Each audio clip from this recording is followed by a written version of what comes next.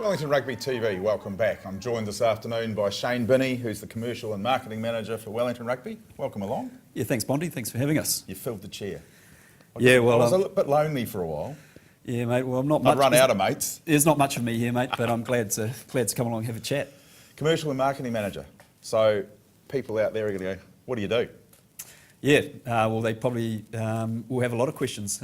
So my role, Bondi, as the Commercial Manager, I've been at the union for a couple of years now, and really it's the responsibility of all the commercial relationships, sponsorship, and the marketing of the union. I'm a jack of all trades, master of none, but get stuck in.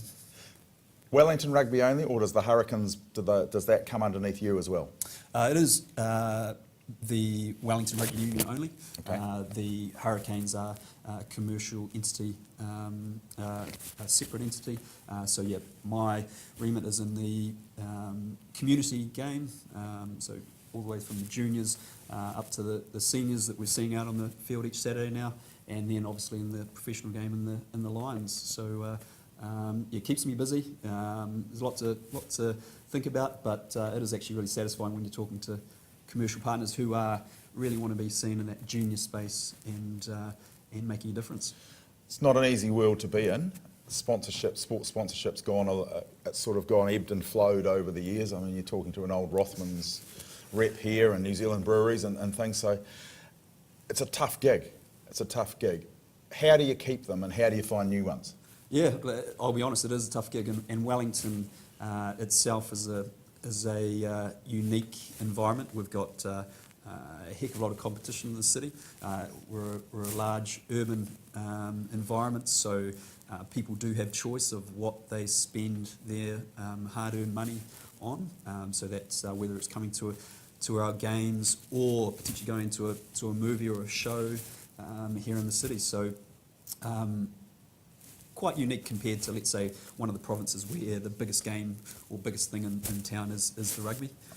So you really do have to be quite clear on what you're trying to achieve with sponsors, where you're trying to seek gain or cultural change.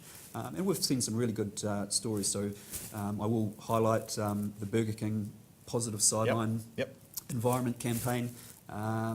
Look, that's gone from strength to strength, and to what we see out there on the sidelines at all age groups, from juniors to seniors. And that's an example of where a sponsor has really bought into the idea of making cultural change for the betterment of sport.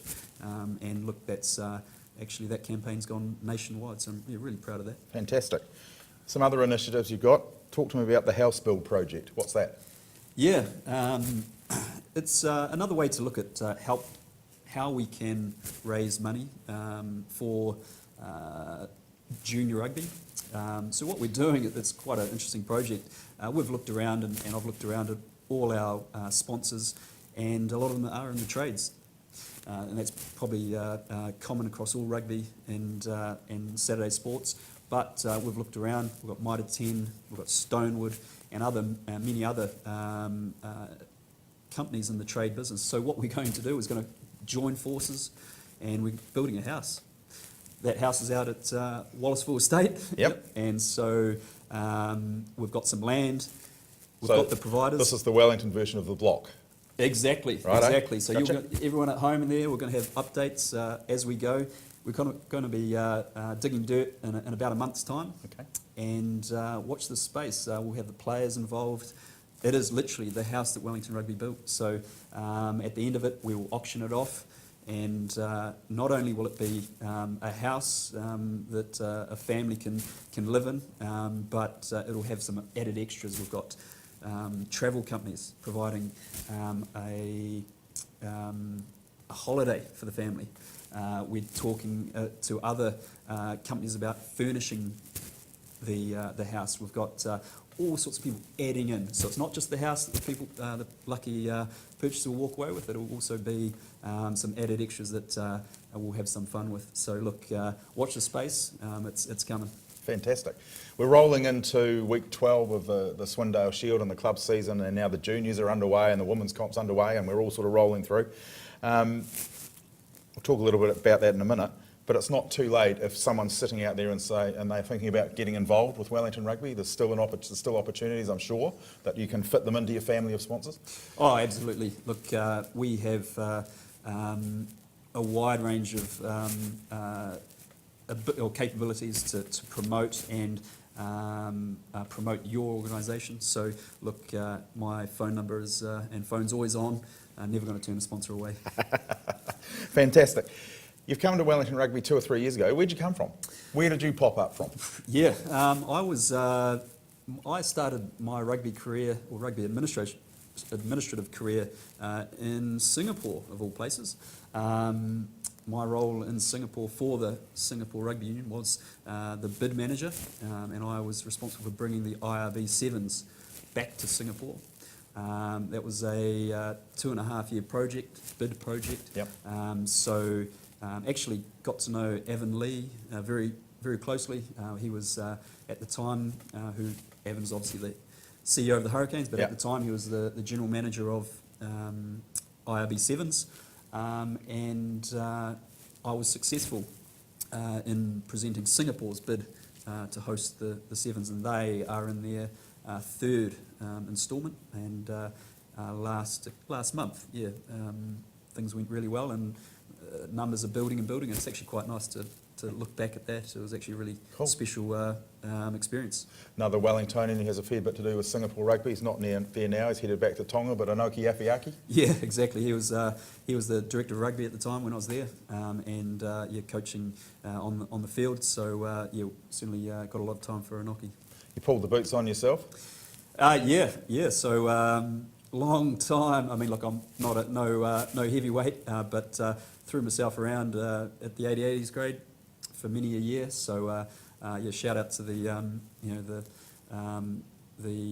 OBU Bunnies, and as well as the guys over at Paniki. So I played for a couple of different teams, but great grade, and really enjoyed my time there. And still going really strong. Oh, fantastic to see. Oh, it's great. I mean, I'm just you go out there, it's so fast, so furious, and some of the best rugby you'll see. Where'd you play? Fullback mainly, and a bit of first five, but look, a bit of again near the tail end. I was sort of chucked wherever I could, so I was just happy to be on there. Corey Jane doesn't know how lucky he is that you went a little bit bigger. Yeah, I know that. No. Righto, round 12, Swindale Shield, crunch time. It's coming to that sort of part of the season where you're looking at the points table, you're moving around, and you're listening to the results from the other grounds and the spectators. It's the sigh behind you as you're standing on the sideline. I know, I've been there. Avalon Paraplum. Yeah, well, that's for me. That's the round of the or the game of the round. So look, I grew up born and bred Plymonton, so going for Parramatta there. How Old Boys Johnsonville? Old Boys. This is a tough one, this. MSP and Auries. There's been a fair few battles between these two over the years. Yeah, and I think it's only heating up because there's a bit of a chat around who owns Crawford Green. Again. Yeah, yes. So I think the Auries boys will be pretty fired up over that. So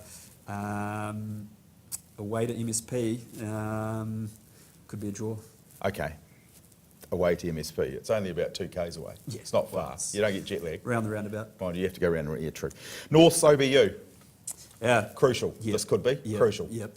Near top of the table, if not for who's going to take the Swindale. So away to Norths. Norths has got a bit of a head of steam. Can OBU. I've got a few people out, I think. So I think tight one to OBU. Okay, righto. Paniki Petone. No doubt in my mind. Home of rugby, Kilburn Park. Yeah, spent a fair bit of time at the Paniki club rooms and enjoying the new facilities there. But okay. Yeah, I'm going to have to bet with the head this one. I think Petone is looking a bit stronger at the moment. Righto, Watty's got your number. Tawa against Upper Hutt. I think Tawa's going to be too strong there.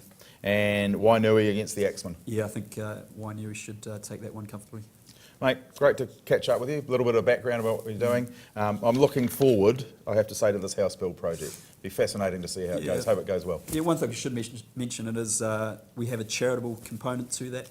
At the end of it, we will be donating a cheque to the Wellington Children's Hospital, our long-time charity partner.